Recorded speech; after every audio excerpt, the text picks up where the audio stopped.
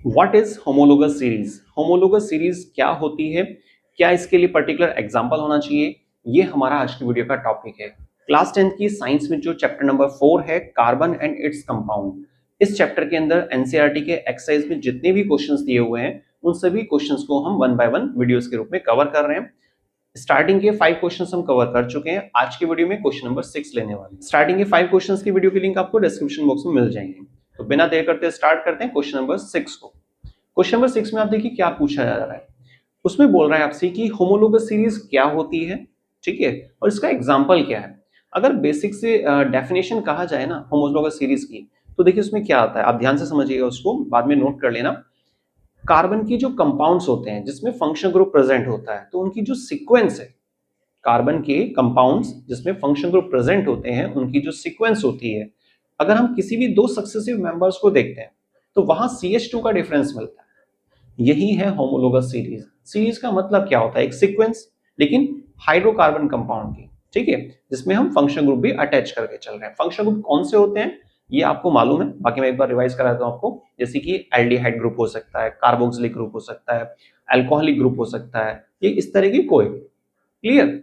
अब चलिए समझते हैं इसको एग्जांपल के साथ। ये जो मैंने आपको स्टार्टिंग में CH2 बताया, ये जरूर याद रखिएगा, दो सक्सेसिव मेंबर के बीच में CH2 का डिफरेंस होना चाहिए। उसको भी चेक करेंगे, पर पहले एग्जांपल लेते हैं। जैसे किसी ने आपसे कहा कि भाई मीथेनॉल, क्या बोला उसने, मीथेनॉल की होमोलोगस सीरीज बताइए। अगले 3 स्टेप आपको बताने हैं, कोई दिक्कत नहीं है। पहले तो आप क्या करना, मीथेनॉल का फॉर्मूला नोट डाउन कर लेना। मीथेनॉल का फॉर्मूला क्या होता है, आईपीएसी आपने पढ़ी होगी, उसमें आपने समझा भी होगा कि कैसे हम आईपीएसी के अकॉर्डिंग किसी हाइड्रोकार्बन कंपाउंड का नाम लिखते हैं, फंक्शन ग्रुप है तो भी और नहीं है तो भी, ठीक है, कुछ रूल्स के हिसाब से।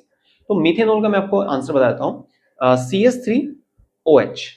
मीथ कह रहा है सिंगल कार्बन, ओल कह रहा है मतलब OH आएगा, ए आ रहा है इसमें मतलब सिंगल बॉन्ड चल रहा है, तो CH3OH, ये हमारा हुआ मीथेनॉल। अब मीथेनॉल के लिए उसने बोला कि अगले 3 स्टेप बताने होमोलोगस सीरीज के अकॉर्डिंग, और मैंने आपको स्टार्टिंग में क्या बताया था, होमोलोगस सीरीज में बेसिक पॉइंट क्या होता है कि जब भी कोई हमें एक मेंबर पता चल जाता है, तो नेक्स्ट मेंबर अगर हम लेते हैं, बनाना चाह रहे हैं, तो उसमें CH2 का डिफरेंस होना चाहिए। और एक और खास चीज, एक इंपॉर्टेंट टिप जो आप याद रखेंगे कि फंक्शन ग्रुप में कभी भी आपको चेंज नहीं करना है। फंक्शन ग्रुप के अलावा जो कार्बन है उसमें आप ऐड करके चलेंगे, हाइड्रोजन उसमें ऐड करके चलेंगे, ठीक है। कितना ऐड करेंगे, एक कार्बन और 2 हाइड्रोजन, ठीक है। अब ध्यान से समझिए इसको, CH3OH, क्लियर। अब C में हम एक कार्बन ऐड कर देते हैं, तो क्या बन गया C2। यहां पर कितना था H3, H3 में हम 2 हाइड्रोजन ऐड करेंगे, तो C2H5, क्लियर। तो CH3OH था पहला स्टेप। अगला स्टेप क्या हुआ, C2H5OH। तीसरा स्टेप क्या होगा, C3H7, 2 हाइड्रोजन एक कार्बन ऐड करते जाना है, और OH सेम चलता रहेगा। फंक्शन ग्रुप में कोई चेंज नहीं करना है, याद रखिएगा, भले ही फंक्शन ग्रुप में कार्बन हो या ना हो, इससे कोई मतलब नहीं है। क्लियर? तो कुल मिला के आंसर क्या हुआ हमारे पास, जो 3 स्टेप पूछे जा रहे हैं। पहला number CH3OH, second step C2H5OH, third C3H7, ठीक है। लास्ट में OH तो सेम ही रहेगा। अगर आपको एक स्टेप और लिखना है तो आप क्या लिखेंगे वहां पे, वो आप कमेंट करके बताइएगा। कैसे करते हैं, कैसे फाइंड आउट करते हैं नेक्स्ट स्टेप को, CH2 के बेस पे। फंक्शन ग्रुप में अगर कार्बन है तो उसमें ऐड नहीं करना है, कार्बन नहीं है तो भी उसको मतलब फंक्शन ग्रुप को तो आपको छेड़ना ही नहीं है, फिर तो स्ट्रक्चर ही चेंज हो जाएगी ना। क्लियर हो गई बात? तो ये था हमारे पास होमोलोगस सीरीज का मतलब क्या होता है।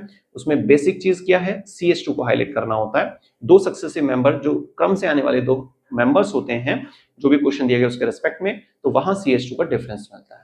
और कैसे हम एग्जांपल्स बना सकते हैं वो मैंने आपको समझा दिया है। अगर आपको टॉपिक क्लियर है, आपको ये क्वेश्चन बहुत बढ़िया से समझ में आ गया है, तो प्लीज कमेंट करके फीडबैक जरूर दीजिएगा। उससे हमें मोटिवेशन मिलता है कि हाँ, हम जो समझा रहे हैं वो आपको अच्छे से समझ में आ रहा है। अगर आपको इनकेस डाउट लगता है तो भी आप कमेंट करके बताइएगा, तो कुछ और इजी तरीके से, कुछ और एग्जांपल के साथ इस चीज को क्लियर करने की कोशिश की जाएगी। और अगर बिल्कुल क्लियर है, कोई डाउट नहीं है, तो प्लीज वीडियो को मैक्सिमम शेयर जरूर कीजिएगा। वीडियो को स्टार्टिंग से लास्ट तक देखने के लिए बहुत बहुत धन्यवाद। थैंक्स।